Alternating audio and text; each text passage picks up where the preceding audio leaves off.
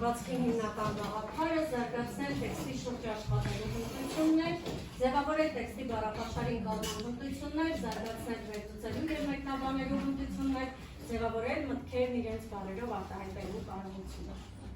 Հայության մեջ ապրող հայերի մեջ մեծ է հայրենիքի հանդեպ կարիքը, բայց դա հիվանդություն չէ, դա ուժ է և այն օգնում է ճանաչել ինքդ քեզ։ Ով է խոսքերի հեղինակը։ Վիլյամ Սարոյանը։ Ով է Վիլյամ Սարոյանը, որտեղ է ծնվել, ում ընտանիքում, ուրիշ, ասեք նոր։ Վիլյամ Սարոյանը ծնվել է Կալիֆորնիա նահանգում, նրա ծնողները փախստականներ են եղել, նրանք Կալիֆորնիայի որ քաղաքում էր ծնվել Վիլյամ Սարոյանը, Ֆրեզնո, Գարեգ Ֆրեզնո կարող է ցույց տալ մեզ քարտեզի վրա։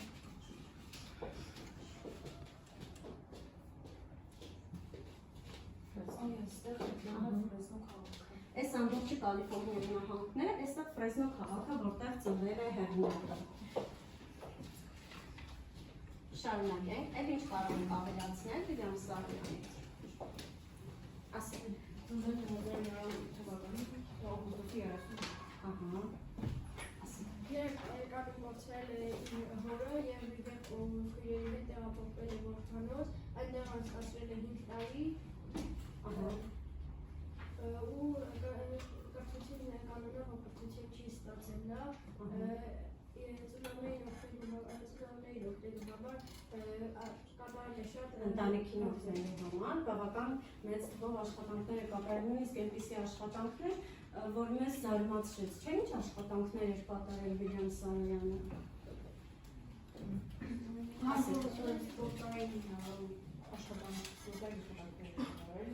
Ուրիշ, ասեք։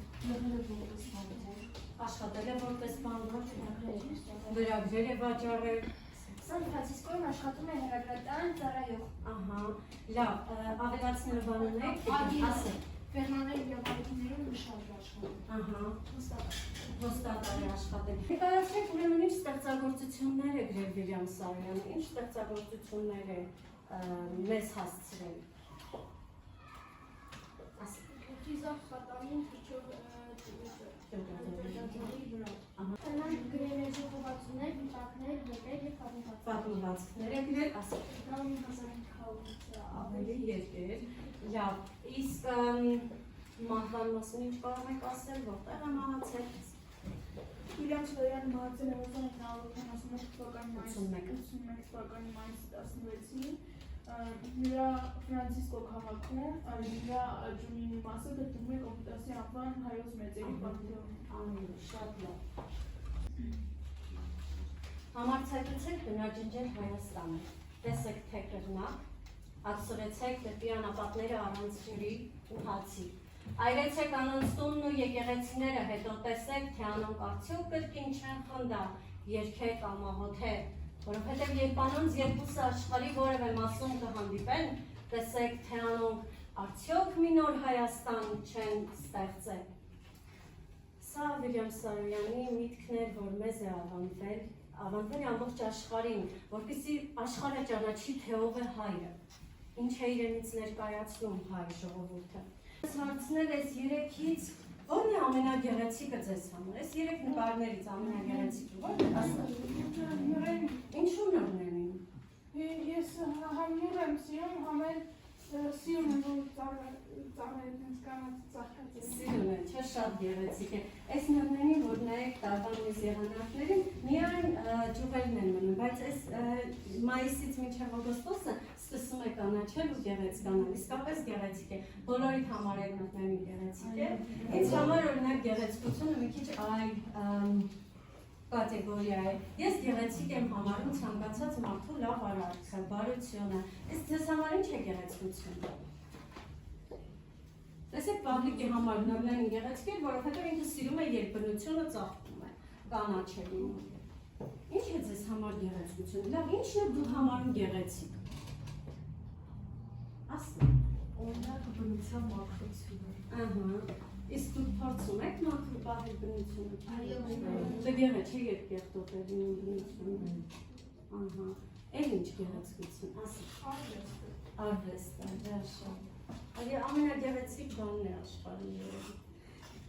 Իսկ ում եք համարում գեղեցիկ։ Ունեք ձեր կողքին մարդիկ, ովքեր գեղեցիկ են։ Մայրիկը, ընտանիքը, տատիկը, բոլորն էլ ում սիրով եք նայում, բոլորն էլ գեղեցիկ են, հավատացեք։ Ես այստեղ ներկայացնում եմ այն, ինչ գեղեցիկ է ինձ համար։ Համոզված եմ, որ դուք էլ, եթե ուշադիր նայեք, այստեղ շատ գեղեցկություն կտեսնեք Ծիրանի մեջ, Խաչքարի, Արարատ լեռան, կապույտ խաղաղ երկնքի մեջ է գեղեցկությունը, նռան, խաղողի եւ մեր Կապուտաչյա Սևանա լճի մեջ եմ գեղեցկություն տեսնում։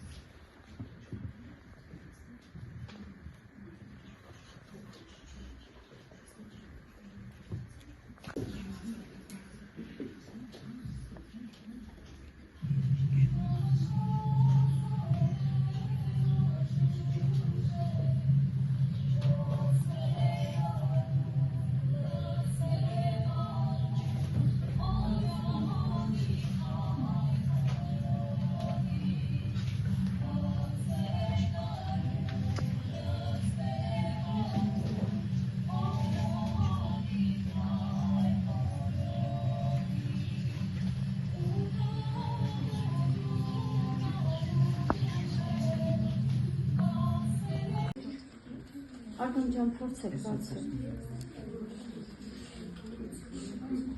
Միայն արագացեք։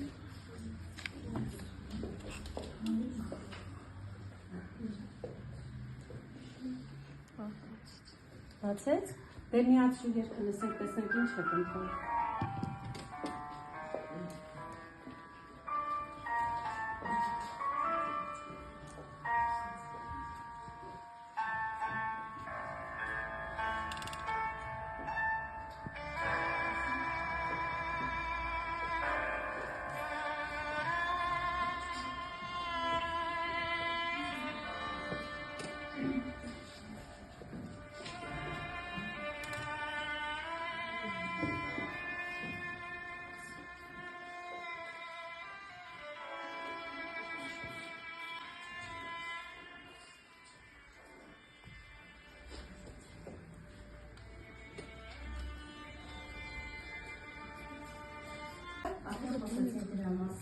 Ձեր քլասը աշխատեց, ապրեք, դուք